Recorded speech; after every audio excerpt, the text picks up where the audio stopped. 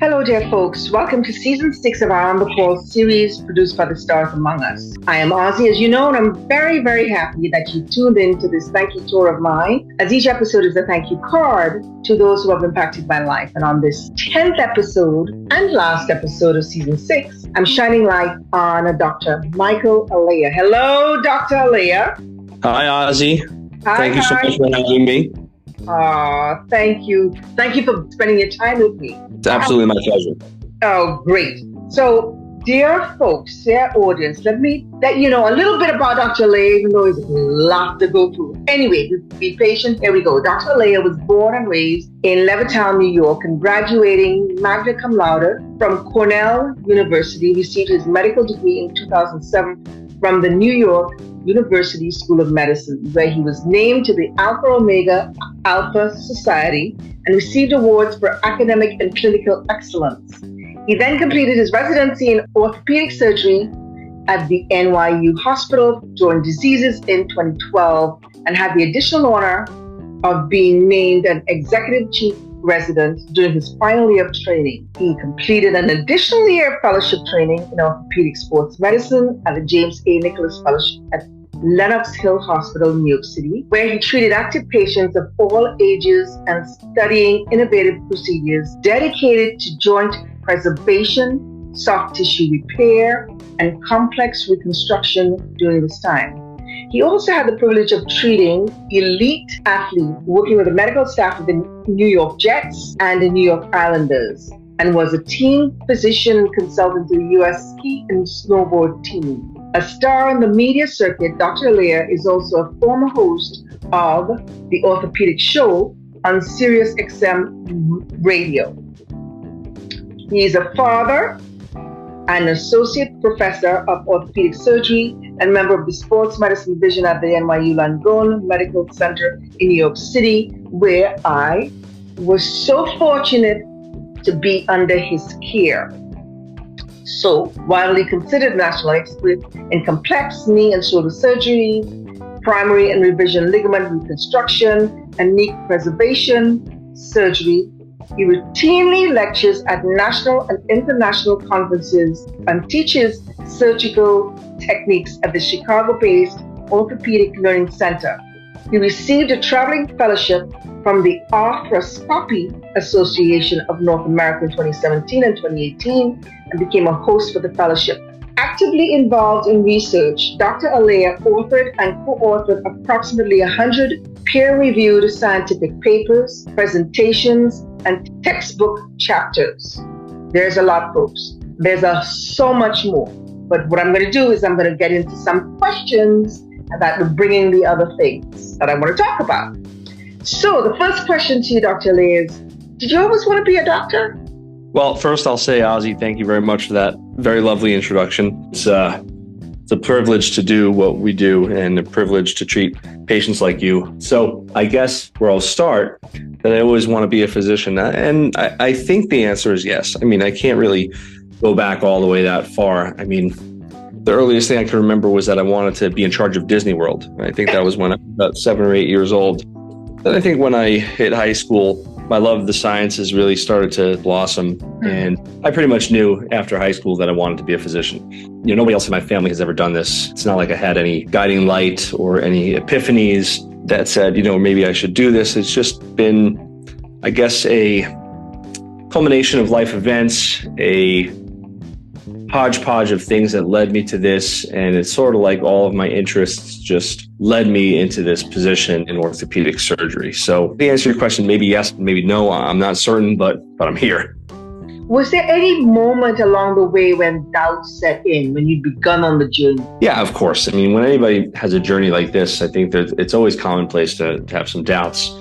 I think I had some doubts in college. I was very close to changing majors, dropping the whole medicine thing. And, you know, after thinking about it for a while, I decided to just stick with it. Really doubted my commitment to this. I mean, obviously you go to medical school and you have to choose which field you want to go into. And orthopedics was really a very early passion of mine in medical school. And I really didn't stray very far away. I mean, I briefly tinkered with the idea of cardiology, but that was more like a fleeting thought, although I do love cardiology. Orthopedic surgery really was my passion.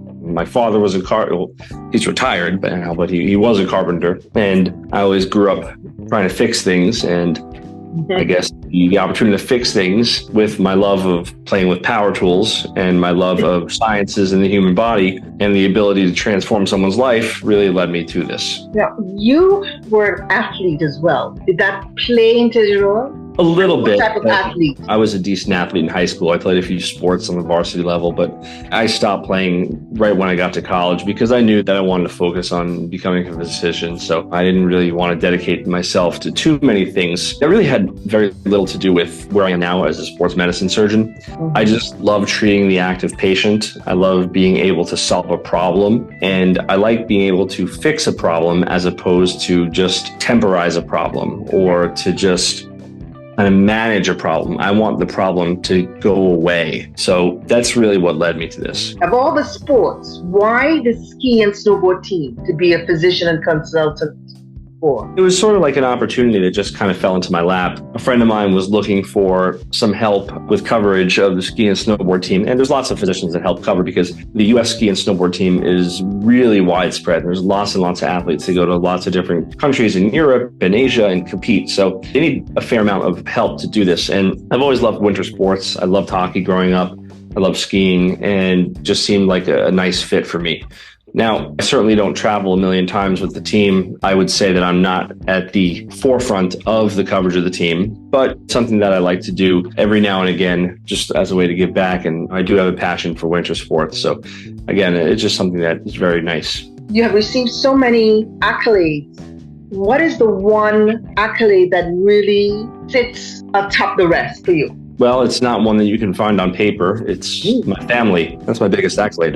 You know, loving wife, 2 beautiful children. That supersedes anything I've done in clinical practice, supersedes anything I've done in research or innovation or treatment. I mean, that is my biggest accolade. That will always be my biggest accolade. I guess if you had to think about what I admire most in the practice, it's the education that we give to our fellows and residents. So I've won a few awards for teaching, and I was honored by being the Teacher of the Year in, I think, 2019 at NYU. There's about 250 faculty members to choose from, and they selected me, the chief resident graduating class. And that really was an unbelievable honor because it wasn't anything that was expected. It wasn't anything that I'm striving for. You know, I just try my best to be a good educator. You know, I help run the sports medicine fellowship at NYU Langone Hospital. And I guess if you had to put a finger on it, you know, the educational stuff that I do is by far the most important to me. I guess that is because you're dealing human to human too, which is like the education department and education field right now with what's going on in other aspects about education. It's a very trying scenario right now. Yeah, it is. It's trying, but it's also exceptional. I think that the biggest thing as educators for us is that we have to impart on our students and our trainees that what we do is a privilege. This is not a job. This is a calling. And if you just want to be average at your calling, then sure, be average, but you're not going to do a very good job. What we do demands 24-hour access. It demands a lifelong love of learning. It demands passion, especially in this day and age when everything is at the tip of your finger. All information is at the tip of your finger, and cultures are changing and values are changing. Very important to pass that along to our trainees that what we do is not simply a job. This is a calling. You presented your work on cannabidiol? Yeah, cannabidiol. It's CBD. Right. I mean, and you concentrated on the shoulder and knee. Is that correct? Correct. Yes. What got you interested in that space? Well, you can see that cultures are changing and climate is changing. And with legalization of marijuana in many states, this is something that is going to be heavily looked at and heavily scrutinized. And we as physicians, as scientists, we have to challenge norms. So as these things start to develop, we have to think about whether CBD or cannabis or cannabidiol or whatever formulation you'd like to study has an effect on post-operative care, preoperative care, long-term pain. We as orthopedic surgeons treat patients with long-term pain from osteoarthritis or post-traumatic issues all the time. And CBD or cannabidiol, you only hear about it that patients are smoking pot to relieve their pain, or cancer patients, children with cancer are given cannabis because that temporizes their pain and it allows them to complete their chemotherapy or their treatment in a much better place. So, we as scientists have to challenge the norms. We always have to look at things in changing landscapes. So a friend, Kevin Kaplan, who is the head team physician over in Jacksonville for the Jaguars football franchise, had called me up and pitched this idea to me of joining a company. I mean, not employed by the company, but joining in the research endeavors to see if this has any role in orthopedic surgery. And I was all in right when he spoke to me about it, because I think it's something that needs to be studied. So we partnered with a company called Orcosa, and the Jacksonville Jaguars Foundation gave us a nice grant that we were able to use for our first study, which was looking at rotator cuff repairs and postoperative pain in rotator cuff surgery. And half the patients got a placebo pill. The other half of the patients got the CBD experimental arm. And what we did find was that the patients that were getting the CBD arm had substantially better pain control on postoperative day 1 and postoperative day 2, which are the kind of most crucial days after this surgery. There's always the first 2 or 3 days, which is miserable for the patients. So is it the greatest thing since sliced bread? Of course not. I mean, it didn't eliminate all the pain, but it's nice to have another tool in the toolbox for treating patients with acute pain. Now we're sort of looking at chronic pain, and we're maybe about 1/4 or 1/3 our way through this study looking at CBD, again, which doesn't have any psychotropic properties. We're looking at CBD in the use of treating patients with osteoarthritis of the knee. So patients that have had pain for quite some time, pain which is significant, 4 or 5 out of 10 on a pain scale, and seeing if that really does anything for patients with chronic pain from osteoarthritis. So, I mean, we're only at the tip of the iceberg here, and we've got a lot of study left to do, and we have a lot of ground to break, and we have a lot of ideas that we want to get rolling, but we've made the start now. And there's been very little data in the literature looking at this. I mean, we at NYU are looking at this very, very closely. And we hope that it really does offer something to patients, because they need more options, especially with the opioid crisis and everything that you hear about. Options are going to be our friend. Wonderful. I remember for me, the first couple of days were crazy. And for certain reasons, I could not use the painkillers because of their effect on me. But it was a very crucial time. So things like this would be really greatly appreciated going forward. I know, sure, people like me. Yeah, shoulder surgery is tough. It's hard to tolerate a shoulder surgery, especially when your arm is locked up in a sling for about 4 to 6 weeks. Mm-hmm. Patients don't love it. And you know that. You went through it. Yep. What makes your heart smile when you walk into that operating room? Because when I walked into it, it was pristine, it was awesome. A little crazy, weird for me, because my first time in my mind never wanting to be in that situation. But for you as the doctor, as a surgeon, what do you get from that? There must be something you get from that when you walk into that place. Well, I mean, I guess when I first started, it was sort of like a high, because when you finally start your practice, you're finally running your own show. You're the captain of the ship. Mm-hmm. And that was wonderful when you first start your practice, but then that doesn't last forever, obviously. Things change. And for me, the high that I get now walking into that operating room is being with my team. So the nurses, the residents, the fellows, the physician assistant, my PA, Andre, who you've met. I mean, he's been my right hand for the past 6 years. So, I mean, it's a team approach. And just like a football player says, what do you miss the most about being on the field? They say, I miss seeing the guys in the huddle. They don't miss the wins. They don't miss the championships. They miss being in the huddle with the team. And, for me, I feel the exact same way. So following up on that, what is the joy of your job? What keeps that fire burning? Well, I mean, the quest for more knowledge, the quest to be better, the quest to continue the process and continue the science. I mean, that's why we do it. That's why I'm in academic practice. I mean, I have a very busy clinical practice, as you've seen. I mean, sometimes you can wait for a half hour to an hour just to see me for a 5 to 10 minute visit. It's the quest to be better. And I love to figure things out. And the team that I work with loves to figure things out. That's what really keeps me going. Otherwise, I think that people can certainly get bored doing the same old thing all the time. Well, they switch positions or look for other positions, etc. But for me, it's that quest to be better that I love. What are the fears associated with what you do? There's always fear. Anything can happen in surgery. Thankfully, I haven't had anything tragic happen, and knock on wood, I'd love for that to continue to be the case. We always say in surgery, nothing ruins a good procedure like follow-up. So most surgery goes really well, but you cannot predict what happens after surgery. And most of the time, if there's a complication, it's not an intraoperative complication that happens. It's something post-operative, like a blood clot or an infection or something that you fix just doesn't heal, because biology has a lot to do with this. I mean, we can only put in the plates and the screws or put in the new ligament, but the body has to accept that, and the body has to integrate it, and it has to heal. So half of the battle is in the operating room. The other half of the battle is what happens after the operating room. But naturally, there's lots of fear. If you do a surgery that you've never done before, if you've done a procedure where there's lots of critical structures in the area, like blood vessels and nerves, etc., you never want to be the person that makes that mistake. And most of the time, if a mistake is made in the operating room, it's not an intentional mistake. It's just pure happenstance or pure bad luck. But, you have to have that fear. If you lose that fear, then I think you open yourself up to a real complication. Then you become a cowboy. Then you become sort of negligent, not meaningfully negligent, but you feel like you might be invincible. And you cannot feel that way as a surgeon. You always have to have fear in the back of your mind that, hey, stuff can go wrong, because stuff can always go wrong. At this point in your life, what more would you like to achieve?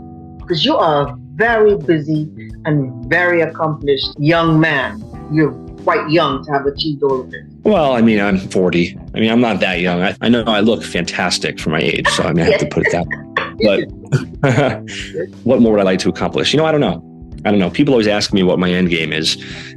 And I don't think I have an end game. I'm not sure I want to know what the end game is. I just figured that there might be other things. Well, a position that I can achieve. Yeah, like a position I'd like to achieve or something I like to achieve. And I don't know. I'm a person that just goes with the flow. And if opportunities come up that we feel can be seized, whether that be academically or research-wise or surgery-wise, then we'll go ahead and do that. I think that having an achievement can lead you to tunnel vision. And that's what I try to avoid, because there's so many opportunities for so many people out there, and you never know what's going to fall into your lap. When I first started my practice, I thought that I was going to be mostly a shoulder surgeon. Now I do a lot of shoulder surgery, and you had a procedure which is not extraordinarily common and happened to go very nicely.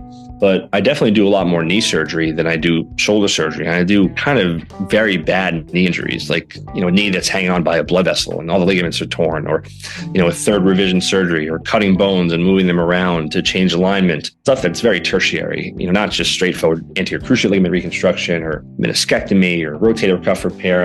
I never saw my practice taking off in that way. I thought I was going to be more devoted to shoulder surgery and stuff. So again, if you have that tunnel vision, then the things that I've been exposed to, perhaps I wouldn't have been lucky enough to, take advantage of. Or be open to. Exactly. What has been the biggest challenge in your professional and personal life with what you do? Biggest challenge in my professional or personal life? I think the biggest challenge, and my wife is also a physician. So she's very busy and she's very talented, and she speaks nationally, internationally. She is extraordinarily good at what she does. But the two of us are very busy, and we have 2 children. And it's very hard to be a good physician, a good spouse, a good parent, all at the same time. So that is a very substantial personal challenge. And I think that where we are now, my family, I think we're succeeding in that challenge, but it takes a lot of effort, and it takes a lot of reflection and introspection. And sometimes we're wrong, and we have to be cognitive enough to understand when we are wrong and learn from it. I think that is a very hard personal thing to deal with. I think I've been blessed in having a wife who knows exactly what we're going through and is very supportive. So I think we've been able to migrate through that. Professionally, I always tell people that when you first start your practice, that's the biggest professional challenge, because you're not going to be busy and nobody's going to know who you are. You're not going to have any patients. There's going to be no word of mouth. And especially in New York City, where orthopedic surgeons are a dime a dozen, ain't nobody going to be lining up waiting for you to start your practice. So, you have to be patient, and you have to be resilient, and you have to constantly be trying to better yourself. So the first few years of your practice, you can grow very impatient and very frustrated. So I think that was a pretty significant professional challenge for me. And it's something that's hard for anybody to wrap their head around. But you get through it.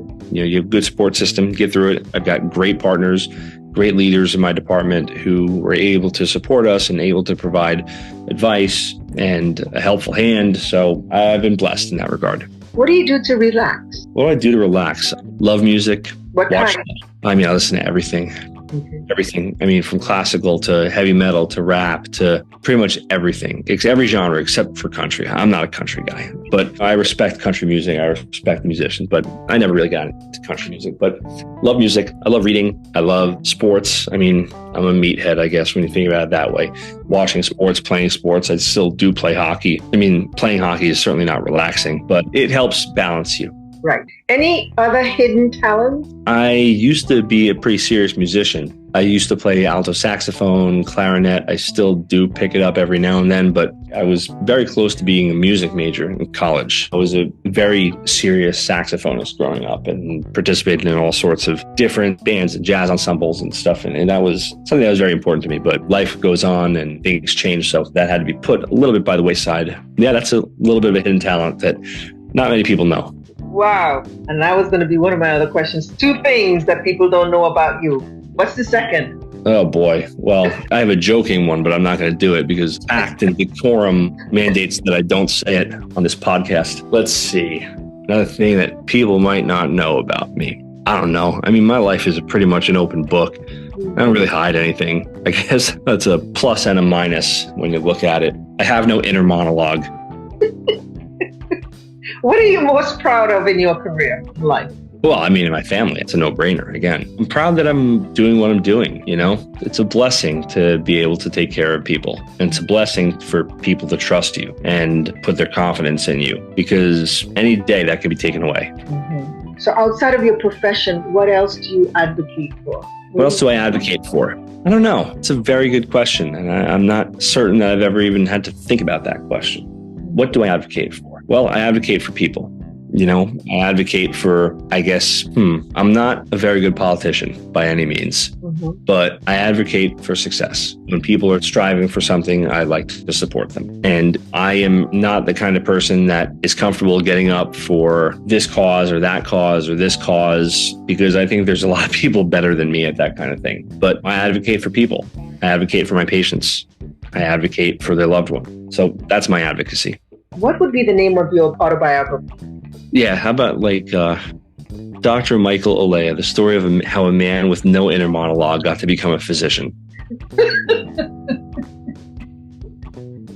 We'll keep it at that. You know, it was so meaningful for me to have you on because you closed out my year with an action that de-stressed me mentally and physically, psychologically, from an awareness, an ever awareness for 27 years based on the dislocation of my shoulder, which not many people knew at all. And 27 years of different careers and moves and whatnot. So where I always had to be aware how I put my arm in a sleeve, how I raised my arm, how somebody reached out to me, how somebody may unwittingly pull it out, or if I jumped into the pool or the sea, being a swimmer, wanting to swim as I normally would, and would be a catastrophe. So that decision to look into making changes, because the arm started coming out so much more during losses and the COVID, losses of friends and family, and finally finding you after going through a couple of other people and researching you, but not really in depth. After I met you, it was that connection that you had with me, the way you're just so regular, so warm and welcoming and easy to talk to and easy to banter with. That really meant so much with having to put aside this 27-year-old thing of never wanting to be cut, but now having to do it as the arm was coming out of my sleeve. And then even up to the day that I was being processed to go into the room to have it actually done was the day that I was having the psychological breakdown, and you walked in with an attitude of, okay, let's get this business done.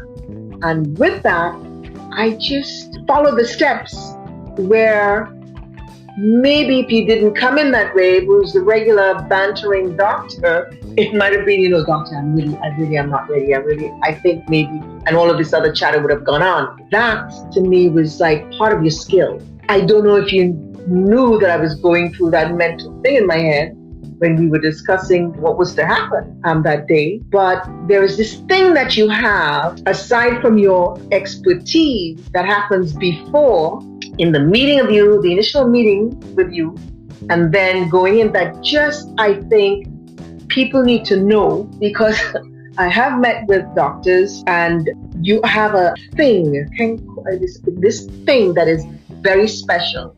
And I hope that my audience who hears this knows where to go to get that thing to ease them into whatever situations they may have when it comes to this type of surgery with you. So it's very important for me to have you on. I don't know how many people have been able to voice this sort of thing to you. I think you need to hear, and I think others need to hear whenever they're ready to listen in time, because this is going to be down forever thank you card. So to my audience, this is Dr. Michael Alaia. I want you please to share your care, and remember, when you're on your beat, stay on the sunny side of the street safely. Be health conscious and kind to one another, and do not forget to give thanks for the little and big things. And for Dr. Alaia, Dr. Michael Alaia, I am going to be seeing you shortly for my checkup. I'm like, oh boy, here we go. But I am so thankful that you have come on to my show, because it was such a meaningful close to my year and fall, which was a traumatic period where I lost just 5 people in the space of 4 months. And to meet you and to know you and to see that twinkle in your eye, and was so de-stressful. You know, I want you to know how precious you are to me and how precious you are to others that you have worked with and that you will be working with. Thank you so much for spending your time, your valuable time with me, because with all these things that you do, man, I don't know where you find the time. And to hear that your wife who's in this has a schedule like yours, man, I pray for you guys, I bless you guys, and thank you so much for being here. No, thank you. To be honest, I don't even know what to say. That was so kind. Truthful. Well, I'll give you a big hug when you come into my office next time, and thankfully your shoulder won't be dislocating when you do it. Yes, it's doing well. Thank you. I look forward to seeing you. You yourself, stay on the sunny side of the street. You too, my friend. All right.